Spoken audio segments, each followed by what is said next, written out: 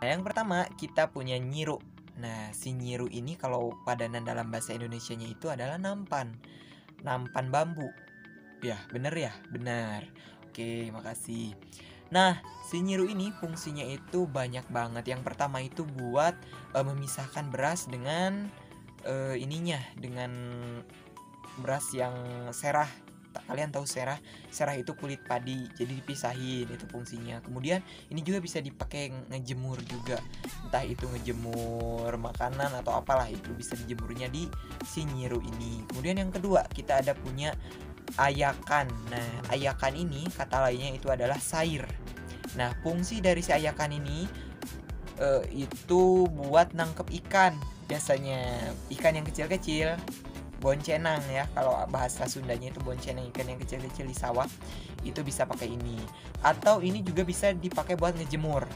Nah, soalnya itu posisinya nemprak kan. Nemprak itu apa ya? Nemprak itu terbuka lebar gitu. Jadi cocok gitu ya kalau misalnya dipakai buat menjemur sesuatu. Kemudian alat yang ketiga kita punya boboko. Nah, boboko ini bahasa Indonesianya itu bakul. Nah, bakul ini biasanya kita dipakai buat nyimpen nasi atau makanan yang lain. Udah tau lah ya, bakul itu fungsinya buat nyimpen nasi. Kemudian kita punya ini alat yang jarang orang punya ya, di daerah lain punya mungkin. Aku gak tahu sih. Ini namanya asepan. Nah, si asepan ini fungsinya itu untuk mengukus. Nah, jadi itu kita masak nasi itu ada yang disebut dengan dua proses. Itu yang pertama itu mengaroni. Nah, mengaroninya itu kalau misalnya pakai asupan, si beras yang udah dicuci bersih itu kita masukin asupan, terus kita kukus. Ada alat kukusan namanya seeng. Kalau misalnya kalian belum tahu alat-alat dari tembaga yang ada di Tatar Sunda, kalian boleh tonton video aku yang sebelumnya, aku simpan di link deskripsi.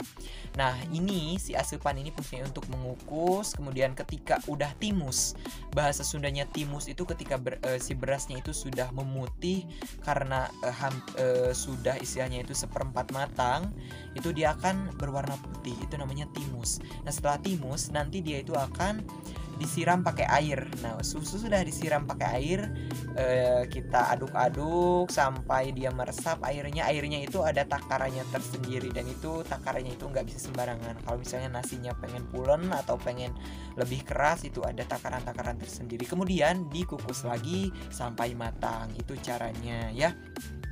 Nah, kita yang kelima ya, ini tuh kita punya hihid. Hihid ini fungsinya itu untuk mengipas nasi, atau kita kipas-kipas juga boleh ya. Ini kayaknya di daerah lain juga ada ya hihid ini, tapi bahasa lainnya aku nggak tahu ya. Bahasa lainnya itu apa? Tapi di kita itu namanya hihid. Masih ada lagi alatnya. Nah, yang ini tuh alatnya itu namanya itu songsong. Fungsi dari songsong ini sendiri itu untuk meniup api ya, biar dia tuh nyala yang dihaunya tuh.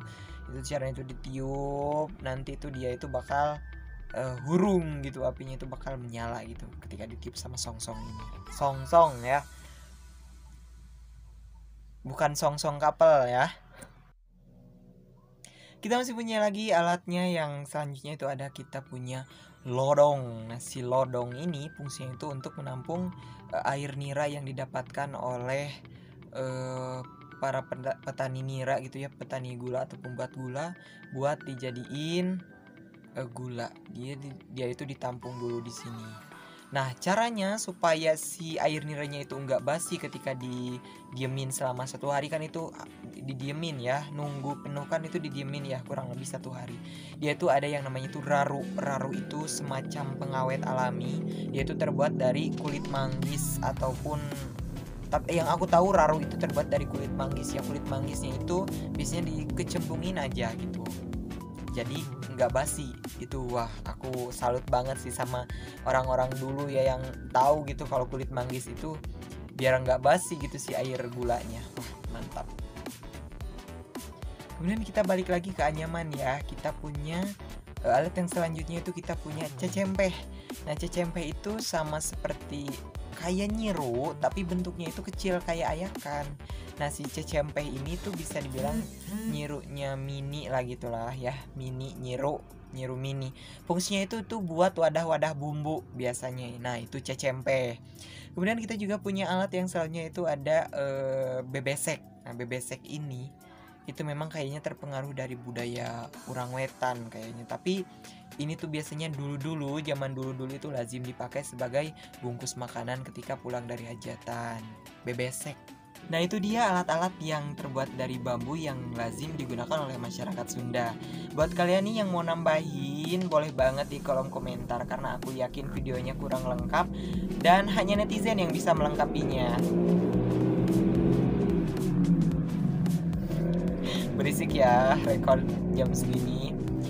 Dan yang pasti jangan lupa untuk like, subscribe, dan buat yang mau temenan juga di Instagram boleh banget dong di follow @anggi_nestanya biar kita bisa temenan di mana di Instagram ya. Makasih buat yang udah nonton. Wassalamualaikum warahmatullahi wabarakatuh.